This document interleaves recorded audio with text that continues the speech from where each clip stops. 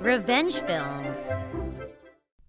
My name is Nancy Williams. I have a husband named Steven and a 5-year-old daughter named Hannah. We're a happy family of 3.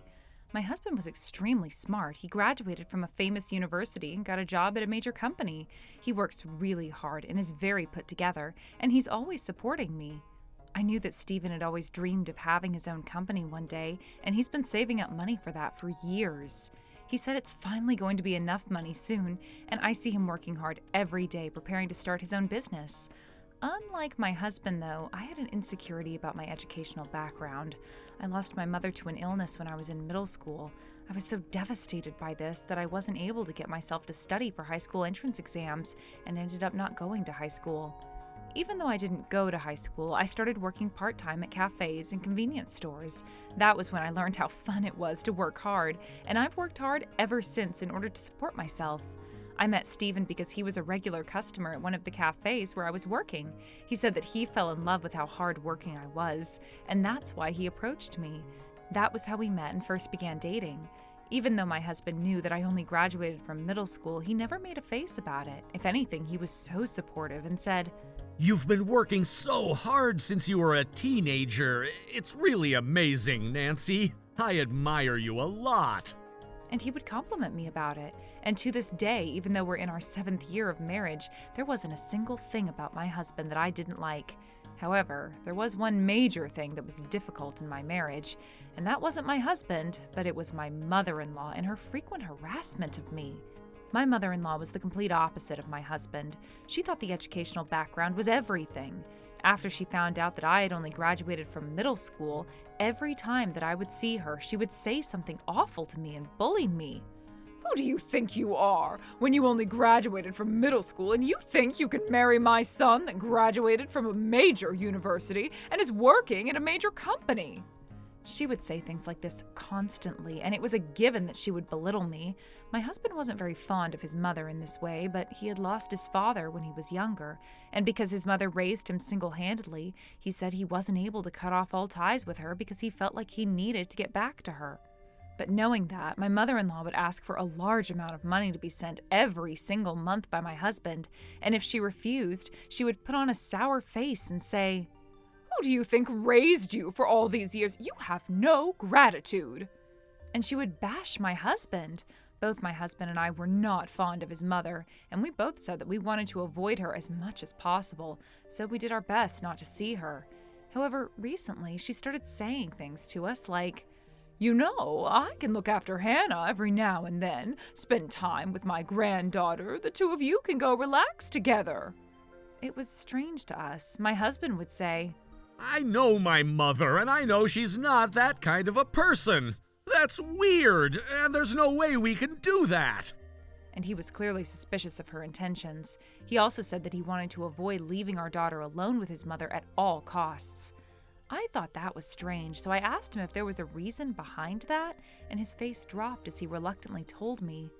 My husband grew up with only his mother because he lost his father when he was 6 years old, and he said ever since then that he was raised with her hitting him constantly, and the reason behind that was because he wasn't getting good grades. "Maybe if I hit you, you'll learn to use that brain of yours. Oh, you stupid child." She would say things like this, and she would hit him almost every day. Steven said he grew up every day terrified of his mother. Even after he worked extremely hard and his grades became better, he said that nothing changed and that his mother continued to hit him. And as he got older, my husband realized that his mother wasn't hitting him out of discipline. She was just hurting him to use him as her own punching bag. That was when he started disliking his own mother. And he said that to this day, he still held a lot of resentment toward her, and that he held trauma from his childhood. He said he was grateful that even though she was a single mother, she was able to send him through high school and college, but at the same time, he said that he couldn't accept her way of parenting. My husband said he didn't want his mom to see our daughter, and I agreed with him on that. So because of that, just like my husband said, we tried to avoid leaving my mother-in-law alone with our daughter. But then one day, when my husband was out of the house at work, my mother-in-law suddenly showed up at our house. She had never showed up unannounced like this, so I was shocked and I asked her, "What's the matter? Did something happen?" I opened the door for her and she said, "You don't come visit me, so I decided to come here to see you myself and to see my granddaughter." I could tell it wasn't a good thing, but then my mother-in-law stormed past me and into the house and walked into the living room. When she saw Hannah, who was playing with her toys, she said directly at her, "Oh my goodness, she's gotten so big. And look, I can already tell by looking at her face she must be stupid." She said these shocking words to our daughter. Without thinking, I responded, "That's not true at all. How can you say that?" When I said that, she replied, "Oh, please, because you didn't even go to high school, there's no way that your child would be smart, is there?" And she snickered and laughed. And then she turned to my daughter and tried to make my daughter answer a math equation that should be meant for an elementary school kid. Ma'am, Hannah is only 5 years old. She's not going to be able to answer that when she hasn't learned it. But when I said that, "Are you kidding me? She can't even do an equation this simple? Oh, the poor girl, getting your stupid genes." And once again, she tried to belittle me. I didn't want to take my eyes off my mother-in-law, so I sat next to Hannah the whole time. But then she barked at me. "What are you doing? You don't even know how to pour a cup of tea or bring a single drink to a guest? Oh, you're such a poor wife." And she walked over to me and smacked me on the thigh. When Hannah saw that, she was scared and shaking. She tried to hide behind me, but then, You need to come over here now. Your mom is about to prepare tea, so you need to stay out of her way." She said that and grabbed my daughter by the arm and pulled her. "Please stop that. Don't touch her." "Oh, whatever. You're so dramatic. Just hurry up and go get some tea. You're so lazy and useless. What kind of a wife are you?" And she raised her voice at me. I turned to my daughter and said, "Will you please help me, Hannah?"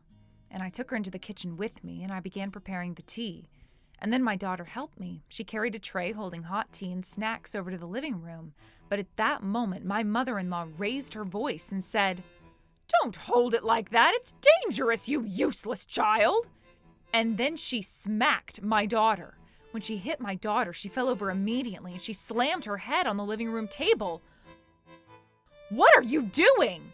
I yelled. I ran over to my daughter, but my mother-in-law said, "This is the kid of a woman who didn't even go to high school. Of course she's going to be stupid. So don't you think it's good that she hit her head? Maybe her stupidness became a little better." And she laughed. My daughter's eyes were spinning and she was still laying on the ground. I picked her up and held her. And when I tried to call an ambulance, "You're so dramatic. She'll wake up, so just leave her.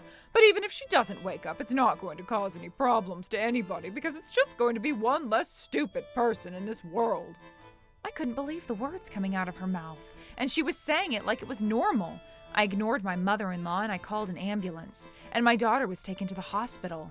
My husband came running from the office to the hospital, and when I explained the situation to him, he was furious and called his mother. But as if nothing had happened, my mother-in-law answered, "Yes, hello, Stephen." I felt the limit to my anger boil over, and I grabbed my phone from my husband and said to her, "We are in front of the mortuary right now." That's what I told her. My mother-in-law said, "Are you kidding? Over such a small accident?" And I could tell that she was starting to panic. Nobody said that my daughter was in there. Luckily, my daughter is fine.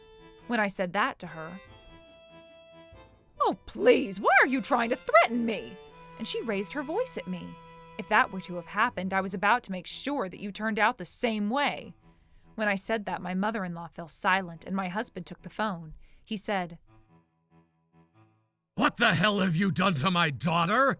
Don't ever come near my family ever again. I'm cutting off all ties with you, and I'm gonna stop sending you money too. I've had enough." When he said that, my mother-in-law said, "Do you know what's going to happen to you if you stop sending money? You're such an ungrateful son." As she said that, Stephen became even more angry and said, "Looks like you don't feel even a little bit sorry about what you've done. I've decided I'm going to tell the police about this." When he said that to her, she realized, "If you were to do that and I were to become a criminal, you know that that's going to affect your promotion at work too. You're only going to be hurting yourself by doing that, so I suggest you don't." And she laughed. "Your future is on the line here, so surely you're not going to say anything to the police, are you?" When she said that, she didn't say a single word of apology throughout the phone call and just hung up the phone on us. Not long after that, luckily our daughter regained consciousness. They said that she had a light concussion, but the doctor told us that she was going to be fine. As we were relieved, the police arrived at the hospital and asked us what happened. And then, without hiding or sugarcoating anything, my husband told them everything, and he informed them that he wanted to file a police report. A few days later, Hannah had fully recovered and had gone back to preschool. Right around that time, Stephen received a phone call from his mother. Apparently she was panicking and said, "Hey, Stephen, the police are here at my house, and they said that there's been a police report filed against me. What the hell is going on here? I'm not going to say anything bad, so just take it back. Don't you realize that your future is on the line here?" When she said that, my husband replied, Don't worry, I haven't been thinking about a promotion from the beginning anyway. I'm gonna be quitting my job.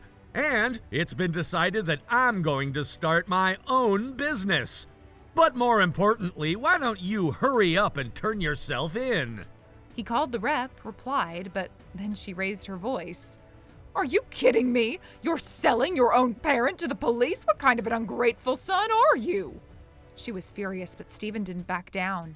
Isn't that a given? There's no way I'm going to forgive somebody who would hurt my daughter like that. So you better pay for what you've done. And you're not my mother anymore either. And then he hung up the phone on her. After that, because of the injury that she caused to our daughter, my mother-in-law was arrested for child abuse and assault. My husband then cut off all ties with her, and he completely stopped sending her any money whatsoever. Of course, my mother-in-law was unable to survive like this, and she finally came to us to apologize.